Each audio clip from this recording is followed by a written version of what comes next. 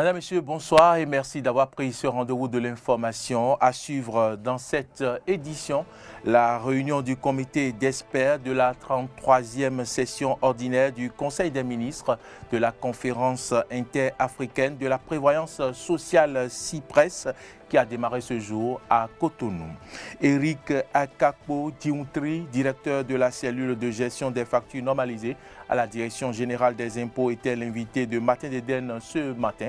Vous suivrez dans cette édition ses explications à propos des réformes. Depuis le coup d'État militaire du 25 octobre au Soudan, les manifestations pour un pouvoir civil continue.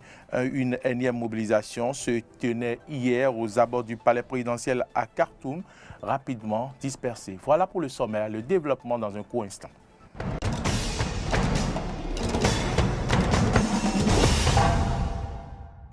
Merci de nous préférer et bienvenue à toutes et à tous. Le directeur de cabinet du ministre du Travail et de la fonction publique, représentant la ministre, a présidé ce matin à Cotonou l'ouverture de la réunion du comité d'experts de la 31e session ordinaire du Conseil des ministres de la conférence interafricaine de la prévoyance sociale CIPRES. 15 points sont inscrits à l'ordre du jour des assises. Compte rendu, Clémence Tonoucoin. Cette séance de travail vise à proposer, entre autres, au Conseil des ministres de la conférence interafricaine de prévoyance sociale CIPRES, des projets de décision, des règlements et des directives. Elle va permettre de rendre les institutions de sécurité sociale plus efficientes dans l'exercice de leur mission. Le président du comité des experts, dans son mot introductif, a rappelé aux participants la tâche qui leur est assignée. Nous sommes appelés à formuler des avis motivés et des propositions précises et opérationnelles afin d'alimenter utilement la réflexion du Conseil des ministres dans le cadre de l'exercice de son pouvoir décisionnel exclusif visant la bonne réalisation progressive des objectifs de la conférence. Je me permets d'inviter toutes les délégations à participer activement au débat en vue d'apporter leur précieuse contribution à l'amélioration des différents dossiers soumis à notre examen. Le directeur de cabinet de la ministre du Travail et de la fonction publique est revenu sur quelques points essentiels de l'ordre du jour. Il a ensuite invité les experts à faire preuve d'attention dans l'examen des documents qui leur seront soumis. Au cours de vos travaux, vous aurez à examiner une quinzaine de points inscrits à l'ordre du jour, dont entre autres le rapport d'activité de la CIPRES pour l'année 2020, les projets de plan d'action, du budget de l'exercice 2022 et du contrat d'objectifs à assigner à la commission de surveillance de la prévoyance sociale. Aussi, voudrais-je vous exhorter à focaliser votre attention sur l'examen des documents qui vous sont soumis en vue de permettre au Conseil des ministres de prendre les décisions idoines pour la bonne gouvernance de nos organismes de prévoyance sociale. La conférence interafricaine de la prévoyance sociale CIPRES, créée en 1993, compte actuellement 17 États membres.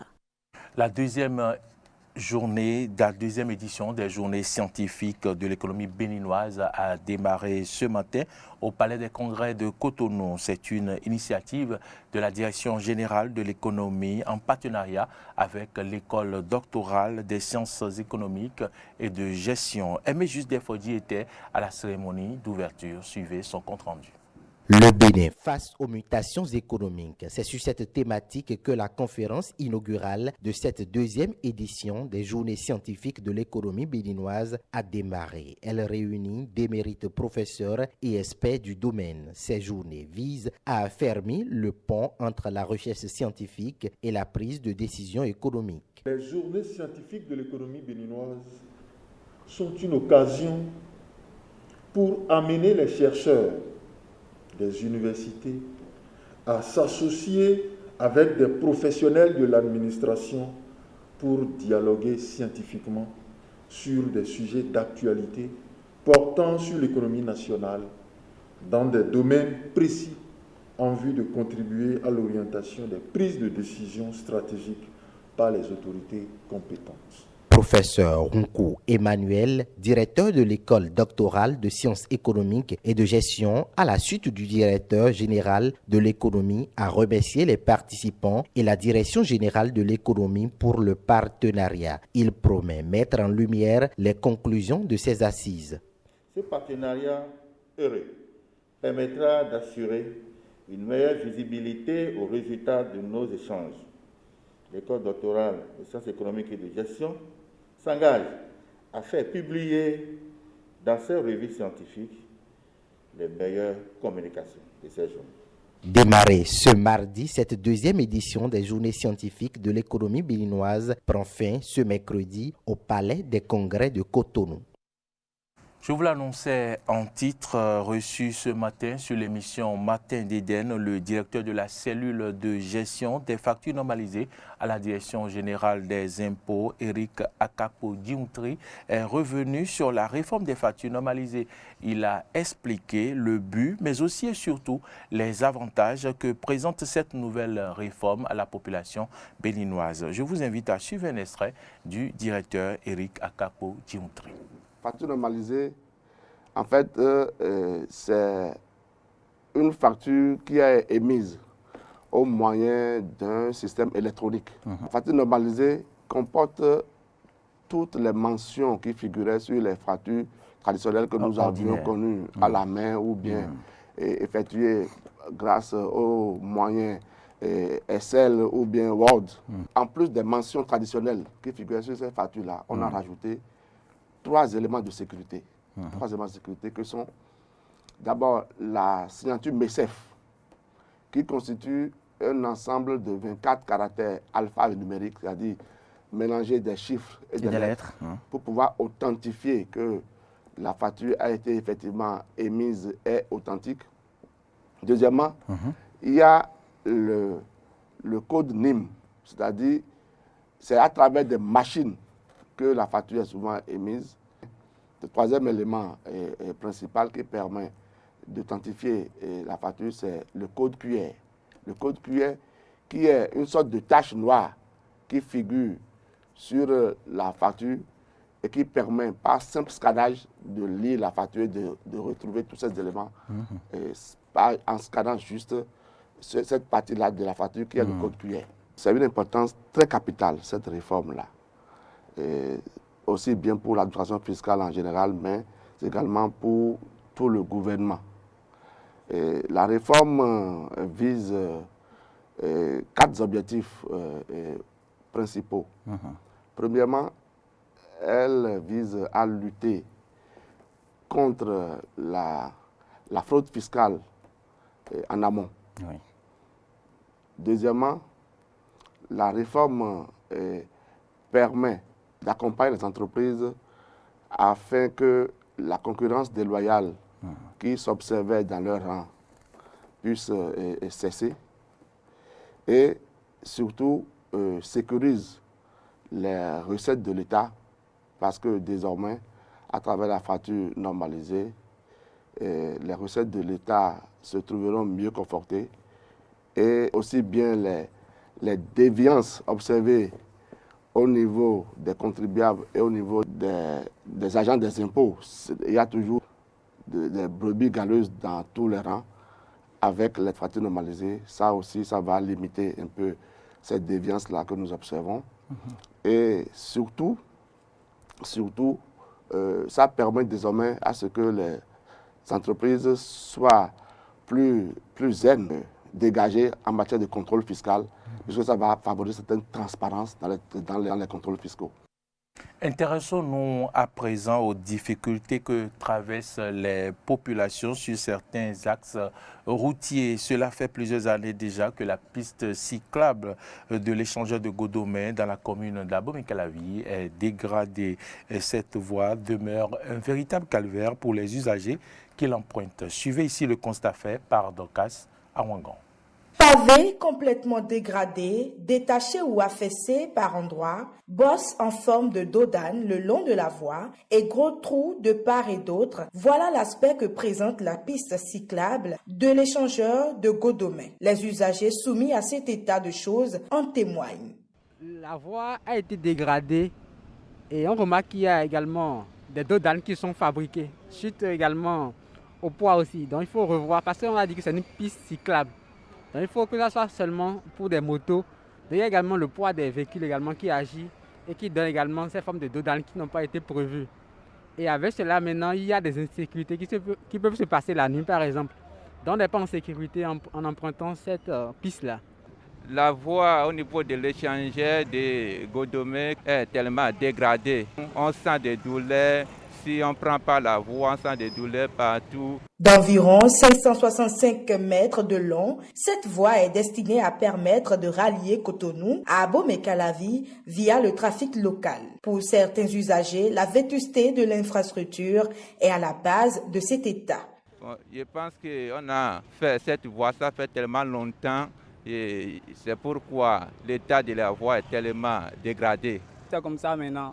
Bon, je vois que ça fait au moins 3 ans et quelques ans. Parce que cette voie-là, vraiment, l'expérience que moi j'ai fait sur cette voie-là, vraiment, je vois que l'étude de sol qu'ils ont fait là, vraiment, qu'ils n'ont pas bien fait l'étude de sol de cette voie. Parce que plusieurs fois, ils ont venu préparer ça. S'il peut au moins 2 fois maintenant, c'est toujours comme ça. Il lance donc un appel aux autorités compétentes pour la réhabilitation de cette voie. Je lance un appel au projet qui traite de la route également, de pouvoir y penser également à la réhabilitation de cette voie-là. Et j'invite sincèrement les autorités à penser par rapport à la voie comme ils pensent à d'autres voies dans les pays pour que cela soit amélioré d'ici peu. Il peut enlever tous les pavés et faire bien l'étude de sol de ça avant de faire ça. Parce que chaque fois s'il fait ça là, c'est le problème là qui se pose. La réalisation de cette infrastructure, fruit de la collaboration entre la Chine et le Bénin, a coûté 12 milliards de francs CFA. Elle a été ouverte à la circulation en 2011. Hors du Bénin, au Soudan, les manifestations pour un pouvoir civil continuent. Illustration avec une énième mobilisation hier qui se tenait aux abords du palais présidentiel à Khartoum, rapidement dispersée depuis le coup d'État militaire du 25 octobre. Les autorités soudanaises ont promis un gouvernement formé de civils, mais qui n'a pas encore été annoncé. Suivez. C'est une scène quasi quotidienne dans les rues de la capitale soudanaise. Quelques minutes avant, ils étaient plusieurs centaines à s'être rassemblés près du palais présidentiel. Nous ne voulons pas d'un régime militaire. Nous avons choisi Abdallah Hamdok, mais il ne s'est pas engagé à un régime civil. Nous demandons un régime civil, car c'est tout ce que le peuple soudanais a toujours voulu.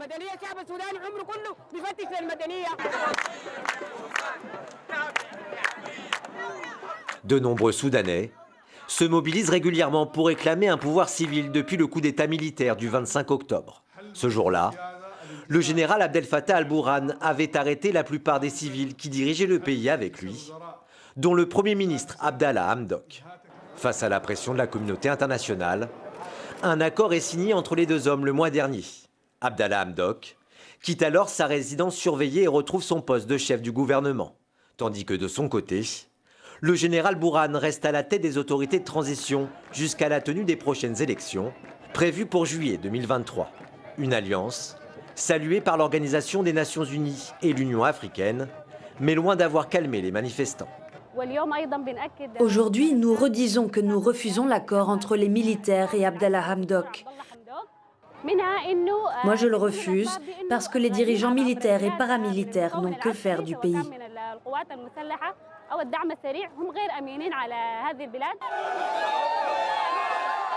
Il y a quelques jours, lors d'un exercice militaire, le général en chef Abdel Fattah al-Burhan a accusé des représentations diplomatiques en fonction dans le pays d'encourager la révolte de la population contre l'armée.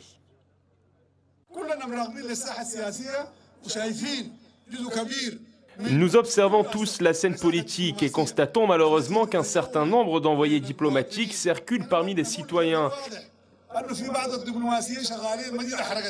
et tentent clairement d'inciter la population à se retourner contre les forces armées afin de saisir l'occasion de s'immiscer dans les affaires soudanaises.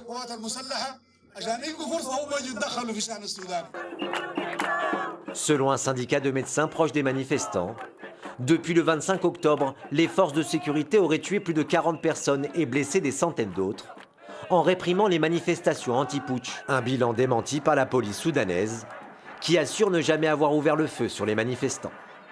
Les Tunisiens se sont réveillés ce matin au son de nouvelles annonces politiques. Le gel du Parlement est prolongé jusqu'à décembre 2022, date de nouvelles élections législatives.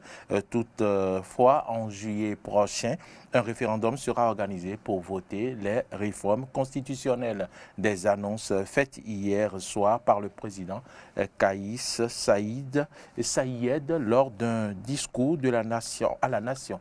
Le point dans cet élément.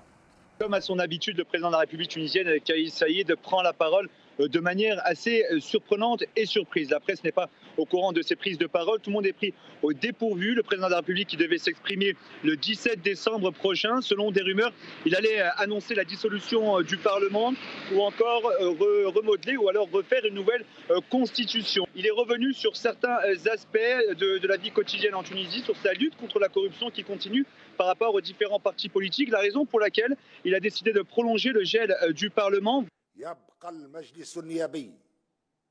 Premièrement, le Parlement reste suspendu ou gelé jusqu'à la date de l'organisation de nouvelles élections.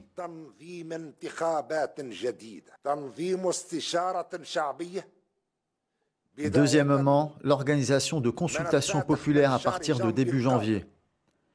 Certains préparatifs ont déjà commencé pour les plateformes électroniques et pour les questions qui seront posées, qui seront claires et courtes. La réforme constitutionnelle et d'autres projets seront soumis à un référendum le 25 juillet, date de la commémoration de la déclaration de la République.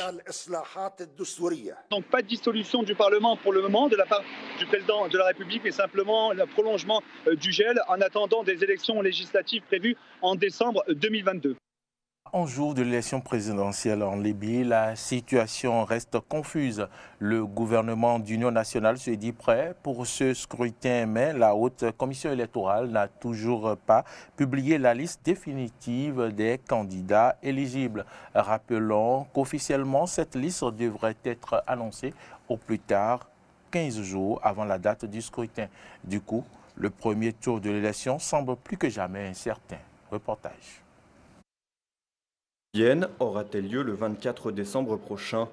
10 jours avant le scrutin, toujours pas de liste de candidats éligibles publiée. Le gouvernement se veut tout de même rassurant. Le gouvernement d'unité nationale s'est engagé devant le peuple libyen à remettre le pouvoir au gouvernement élu lors du vote qui aura lieu le 24 décembre si Dieu le veut.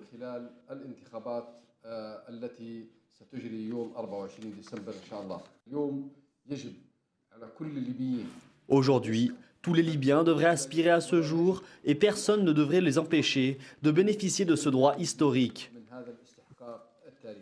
Officiellement, cette liste devait être annoncée au plus tard 15 jours avant la date du scrutin. Le ministre de l'Intérieur libyen, lui, s'est également engagé à garantir le bon déroulement de l'élection. Le ministère de l'Intérieur accomplit son travail, sécurise et protège les centres de vote et conduit le processus électoral de la manière requise. Cependant, la campagne électorale n'a toujours pas débuté, faisant donc craindre un report du vote. Un comité juridique parlementaire doit examiner les rapports émis par le ministère de l'Intérieur, le Haut Conseil juridique et la Haute Commission électorale avant de soumettre ses recommandations au Parlement, qui devra décider de maintenir ou non l'élection. Mercredi dernier, le Haut Conseil d'État libyen avait déjà proposé de repousser l'échéance au mois de février, estimant que les résultats ne seraient pas acceptés en cas de maintien du scrutin à la date initiale. Les États-Unis sont sous le choc après le passage ce week-end d'une vingtaine de tornades ayant causé la mort d'environ 88 personnes dans le centre du sud du pays. Parmi les victimes, 6 sont décédés dans un entrepôt du géant Amazon. Les précisions de ce choc interne au pays de Joe Biden avec nos confrères de RT France. Après les violentes tornades qui ont frappé les États-Unis ce week-end, l'heure est désormais aux questions, notamment autour d'un entrepôt qui appartient à Amazon et qui est situé dans l'État de l'Illinois, où 6 personnes sont décédées. Assez vite, finalement, il y a eu des interrogations sur les conditions à l'intérieur du bâtiment. Écoutez. Quand vous avez parlé à Amazon, vous ont-ils parlé du fait qu'ils ont conduit les employés dans un endroit sûr? Y avait-il un endroit où ils pouvaient s'abriter? Nous n'avons pas parlé spécifiquement du mouvement des employés. Mais comme je l'ai dit, je les ai implorés de soutenir cette communauté et ils ont proposé de le faire. Et depuis, il y a des témoignages qui jettent le trouble sur le rôle et l'attitude des dirigeants de cet entrepôt et la façon avec laquelle ils ont géré les événements. Par exemple, l'une des conjointes d'une des 6 victimes de cet entrepôt affirme que son conjoint, justement, n'a pas été autorisé à quitter les lieux. Autre interrogation, elle concerne la politique d'Amazon qui consiste à interdire l'usage du téléphone portable sur le lieu de travail. C'est une mesure qui est aujourd'hui contestée parce que c'est avec le téléphone portable que les salariés sont en mesure de recevoir les alertes d'urgence, comme par exemple un avertissement avant le passage d'une tornade. Alors Amazon répond en affirmant que les salariés de cet entrepôt de l'Illinois avaient leur téléphone et que tout a été fait pour les mettre à l'abri et les placer en sécurité. Une enquête a toutefois été ouverte par l'agence fédérale compétente en matière de santé au travail. Elle devra statuer sur le respect ou non des normes en la matière dans cet entrepôt. Et puis critiqué pour sa réaction tardive, le PDG d'Amazon, Jeff Bezos, a finalement adressé un message de compassion pour les victimes sur Twitter. Amazon qui a également annoncé le versement d'une aide d'1 million de dollars à la ville où était basé son entrepôt. Madame, Monsieur, c'est ici que s'achève cette édition. Merci à toutes et à tous de l'avoir suivi. L'information se poursuit sur nos différentes plateformes digitales, Facebook, Twitter, YouTube et sur notre site internet www.benin-eden.tv. Bonsoir chez vous.